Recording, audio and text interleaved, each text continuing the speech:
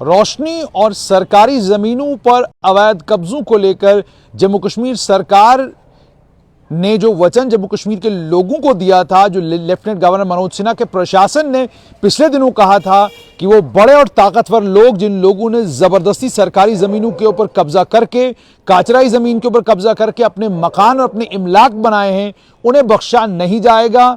उस सिलसिले में आपने कल देखा नेशनल कॉन्फ्रेंस के ताकतवर नेता और पार्टी के महामंत्री यानी जनरल सेक्रेटरी अली मोहम्मद सागर का जो घर, जिसे सरकार क्लेम करती है काचराई जमीन के ऊपर बना है, उस घर को कल सरकार ने, उसके एक पोर्शन को सरकार ने कल बिल्डोज किया और सरकार ने यह कहा कि यह काचराई जमीन के ऊपर बना है, सरकारी जमीन है, अवैध तरीके से बना है, इसे गिराया जाएगा। उसके बाद अली मोहम्मद सागर जो पार्टी के जनरल सेक्रेटरी हैं, उनसे मेरी बात हुई। उन्होंने कहा सरकार ने ना कोई नोटिस दिया, ना कोई सवाल, ना कोई जवाब, बिल्डोजर आया और तोड़फोड़ करके चला गया। और सिर्फ इतना ही नहीं, उनके सुपुत्र सलमान सागर जो पार्टी की एक और इंपॉर्टेंट पोजीशन पर हैं, उन्होंने द न्यूज नाउ के साथ बातचीत करते हुए ये कहा कि ये जो तरीका है सरकार का, ये तरीका सही नहीं है, सरकार जबरदस्ती कर रही है, ये भाव उनके थे। लेकिन सरकार का वहीं पर तर्क ये कि ये सरकारी जमीनों पर अवैध कब्जे हैं, चाहे वो जमीन रोशनी की हो, चाहे वो जमीन काचराई हो, चाहे वो जमीन सरकारी जमीन हो, किसी और तरीके की जमीन हो, हर सरकारी जमीन के ऊपर से कब्जा हर सूरत हटाया जाएगा। बात ये कश्मीर की थी। कश्मीर में इसी पैमाने पर कुछ और बड़े और ताकतवर लोगों के इसी तरह के बड़े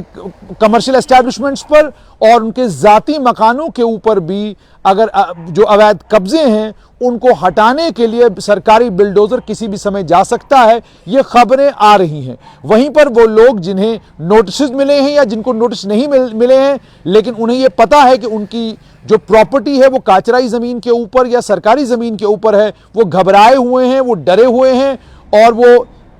उम्मीद और तवक्का ये करते हैं कि सरकार उन्हें नोटिस दे ताकि वो नोटिस का जवाब दें। लेकिन सरकार ने यह तय किया है कि अगर कब्जा सरकारी ज़मीन के ऊपर है, हाई कोर्ट का जजमेंट है, सुप्रीम कोर्ट ने साफ तौर पर कह दिया है कि अवैध कब्जों को लेकर सरकार को किसी तरह का कोई भी रिलीफ किसी को नहीं मिलेगा। इसलिए ये मुहिम जो है सरकार की जारी रहेगी, ये सरकार का मानना है। दूसरी तरफ जम्मू संभाग में भी एक पूर्व भारतीय जनता पार्टी के मंत्री के एक कमर्शियल एस्टैब्लिशमेंट के ऊपर बिल्डोजर चल सकता है। एक पूर्व पीडीपी मंत्री जो इस समय अपनी पार्टी में हैं, उनकी कमर्शियल एस्टैब्लिशमेंट पर भी बिल्डोजर चल सकता है। उसके अलावा दो प्रॉपर्टी डीलर हैं जो भटिंडी में रहते हैं, उन दो प्रॉपर्टी डीलरों ने भी जो बड़े बड़े कॉम्प्लेक्सेस बनाए हैं, जिन कॉम्प्लेक्सेस को सरकार ने आइडेंटिफाई किया है और ब्रैकेट किया है उनको भी कि ये अवैध कब्जे हैं, उन दोनों प्रॉपर्टी डीलरों की उन बड़ी कमर्शियल एस्टैब्लिशमेंट्स पर भी सरकारी बिल्डोजर चल सकता है। सिर्फ इतना ही नहीं, कई और नाम हैं जो नाम आपने पिछले दिनों डेली एक्सेलसियर में भी पढ़े होंगे, जिन नामों को लेकर जो सरकार ने कहा है उस पर कार्रवाई करने के लिए सरकार तैयारी कर रही है। सूत्र ये कह रहे हैं,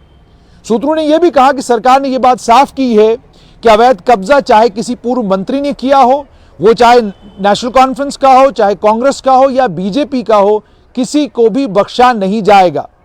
एक भारतीय जनता पार्टी के पूर्व मंत्री का नाम आने के बाद बीजेपी के सर्कलों में भी थलथली है। इस बात पर थलथली है कि हम तो सत्ता में हैं, हमारी तो सरकार दिल्ली में है, उसके बावजूद हमारे ऊपर भी सरकारी एक्शन होगा। सरकार का जहां तक ताल्लुक है, जो जिन सरकारी बाबुओं से हमारी बात हुई, उन्होंने साफ तौर पर कहा हमें सख्त आदेश हैं ऊपर से कि आपने अवैध कब्जा जो है बड़े और ताकतवर लोगों से छुड़वाना है। उसका कारण ये कि जब बड़े और ताकतवर लोगों के ऊपर आप कार्रवाई करेंगे तो जो सरकार बार बार कह रही है कि हम गरीबों को और कमज़ोरों को छेड़ेंगे नहीं और ताकतवर और बड़े लोगों को छोड़ेंगे नहीं, हम उस मिशन पर काम कर रहे हैं। तो लोगों